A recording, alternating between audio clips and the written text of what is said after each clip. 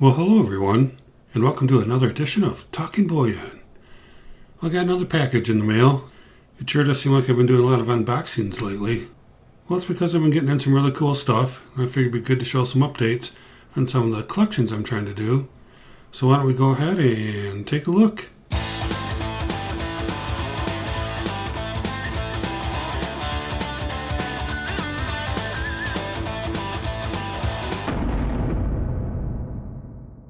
Alright, so here we go. Now this is one of those packages that are wrapped up so good. Not really sure how to get into it. Let's just get it started and see what happens. Man, this is kind of brutal. And tape, and more tape. So I appreciate the effort, but you gotta be able to get into these things without damaging stuff, including yourself, right? Jeez. Wow. So we can get into this. Right there, it opened. That's good. Now I don't have to fight through the rest of the stuff. Very well packaged indeed. So let's go ahead and take a look and see what I have here. Alright. So, packaged up nicely inside. Nothing banging around. Appreciate that. Put my knife away. So what do I have here? Oops, something slipping out here a little bit. Oh, look at this. And look at this. And look at this. Alright. We got ourselves some more Geiger bars. And I have to tell you, I've never seen them packaged like this before. It's like somebody took the foam ring, cut out the corners, and fit them in there. I mean, pretty creative, I guess. But I've got a special place for them. You will see. Alright, so this is the 20 gram Geiger. And anybody who saw a recent video I posted is going to know why I bought these. Alright, so we have 4 of them.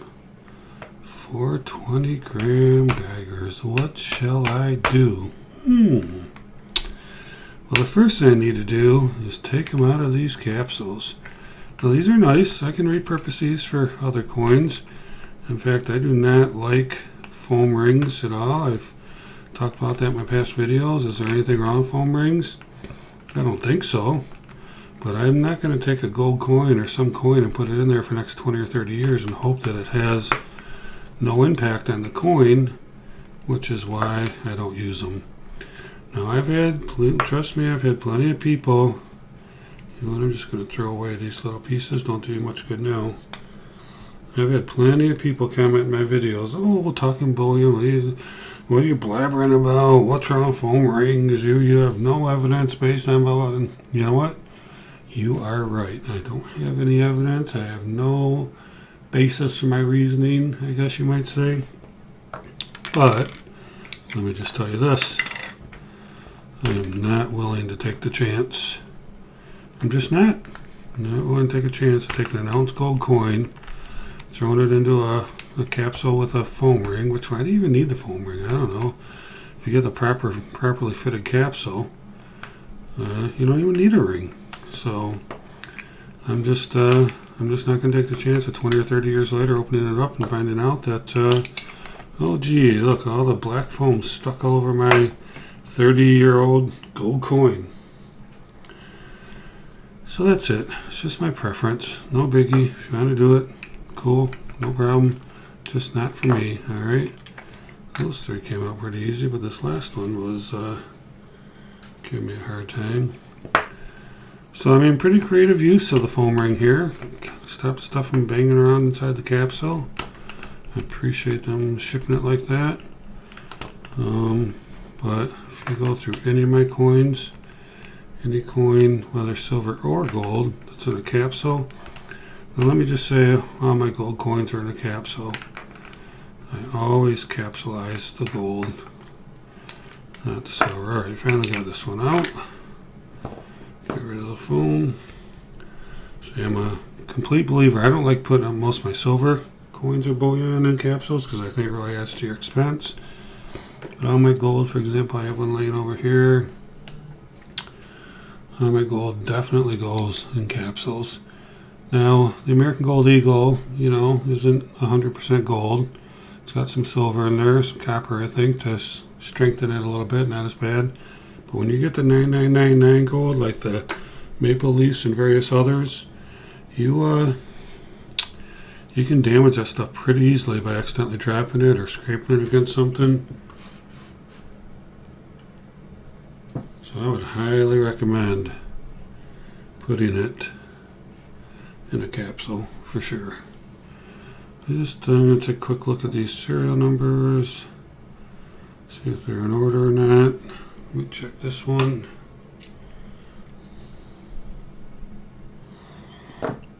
Alright. Nope, they're not. They're quite a bit off from each other. That's okay. I just think it's pretty cool when you get them consecutive, but not a requirement, of course. Alright, so here we go. Got 4 of them. So what am I going to do with them? I'm going to take this cool little Geiger tube that holds 30 20-gram Geiger bars, and I'm going to put it in here. I recently did a video about a collection I'm trying to get, and that's a collection of every Geiger tube. You know, not every one, but from 1 gram, 5 gram, 10 gram, 20 gram, and 1 ounce. So this is my 20 gram. Let me back my camera back out a little bit. And I also, in my last video, actually added another 10 gram where I don't have any today. But here's the 30 times 10. So I'm still, what did I have in here? 12. So I'm still 18 away from filling this one up, which I will work on next. But 10 grammers don't come available very often. Really 20 grammers don't either. I just happened to find a resource that had a few recently. So I picked some more up. So this time I'm going to open up this tube and I'm going to put these 4 in there. And this time I'm going to open it up the right way and not dump them all out like I did last time. Holy smokes, if you saw that video, how depressing is that, right? That you open up a tube of these beautiful bars and then spill them all over the place. So here we go. Here's our 20 gram Geigers. You can see if we put it this way, that this row is full. Do the Geiger dance. And this row needs a few more. And how many more does it need? 1, 2, 3, 4. Almost like, how many licks does it take to get to the center of a Tootsie Roll Tootsie Pop? Oh, we gotta be old to remember that one. How many Geiger bars does it take to finish up a 20 gram tube? Woohoo! 1, 2, 3, and 4. Alright. Pretty cool, huh? Let's do this thing. Here's 1. Here is 2. Here is 3. Oh, here we go. Here is number 4. Here we go, folks. A full tube of Geiger 20 gram bars, silver bars. Now, I have some 20 grams, some additional 20 grams, but they're an assay, which that's a hard plastic container with the built-in certificate. So I have some of those as well. But all my raw, not an assay, 20 grammers are now filling this tube. So is that cool or what? So what I do before these get put away in a safe place is I have this all documented. I will document each one I received today.